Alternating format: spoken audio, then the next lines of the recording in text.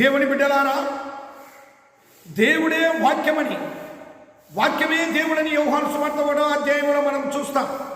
అయితే మన ఇంటి గృహము ముందు దేవుడి గృహమునకు అధిపతి అయి ఉన్నాడనేటువంటి ఒక వాక్యాన్ని అక్కడ ఉంచుతాం. ఆ వాక్యాన్ని మన ఇంటిలో పూర్తిగా గోడలన్నీ నిండునట్లు శీలలు కొట్టి భద్రపరుస్తాం. అయితే గోడలకు పరిమితమైన వాక్యము గోడల మీదనే ఉంటుంది, కానీ వాక్యము ఉండవలసిన స్థానం ఎక్కడని వాక్యము చూస్తే నీ హృదయము నా హృదయము సర్వమానవాళి హృదయమని దేవుడు కోరుకుంటున్నాడు. అయితే ఆ వాక్యము హృదయములోనికి ఉంచుకొనకుండా గోడలకు పరిమితం చేసి మన గృహమునంతటిని ఎవరి స్వాధీనమందు ఉంచుచున్నామంటే, రోజు మనకు కనిపించే టీవీ, స్మార్ట్ ఫోన్స్, వీటిని శుభ్రం చేస్తాము, శుద్ధి చేస్తాము. అందులో వచ్చే వాటిని చూస్తూ మనం ఆనందిస్తూ ఉన్నాం. దేవుని మాత్రము గోడకు పరిమితం చేసి, ఆ వాక్యములను పరిమితం చేసి ఆనందించే వారమై ఉంటున్నాం. కానీ దేవుడు ఉండవలసిన స్థానము మన హృదయము.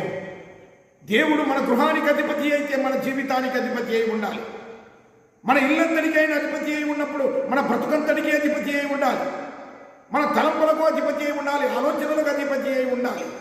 బయట మాత్రం అధిపతి ఆయన, గృహమంతటి మాత్రము మరి దేవుని ఆధీనములో స్వాధీనములో మనం ఉంచలేకపోతున్నాం. అందుకు కారణం ఆ ఇంటిలో జరిగే క్రియలు, కార్యక్రమాలు, పనులను బట్టి ఆలోచన చేస్తే మరి దేవుడు దానికి అధిపతిగా ఉన్నాడా అన్నది ఉదయకాల సమయం ముందు ఆలోచించదగ్గ విషయం. దేవుడు ఉండవలసిన స్థానం ఆయన అడుగుచున్నాడు. నా కుమారుడా, నీ హృదయాన్ని నాకివు, అందులో నేను నివసిస్తాను, అందులో నేను ఉంటాను. నువ్వు కట్టే పెద్ద బంగ్లాలో ఆయన ఉండాలని ఆశపడనండి. నువ్వు పెద్ద బంగ్లా కట్టి ఒక చిన్న గూడు కట్టి ఇది దేవుని గూడు అని పేరు పెడతావు. ఆయన సర్వాంతర్యామి, ఈ సర్వ ప్రపంచాన్ని సృష్టించిన వాడు. ఎక్కడ ఆయన లేని స్థలమంతు లేదు. అందువలన సందేహం అనదు. ఎందెందు వెతికిన యేసు అందందేకలడు. ఆయన ప్రతి చోట, ప్రతి నిమిషము, ప్రతి క్షణములో ఈ భూమి అందంతటా కనిపించగలిగినటువంటి ఏకైక దేవుడు. మరి అటువంటి గొప్ప దేవుని కలిగిన నీవు ఆయన స్థానమేదో గ్రహించి నీ హృదయము కావాలని కోరుకుంటున్నాడు.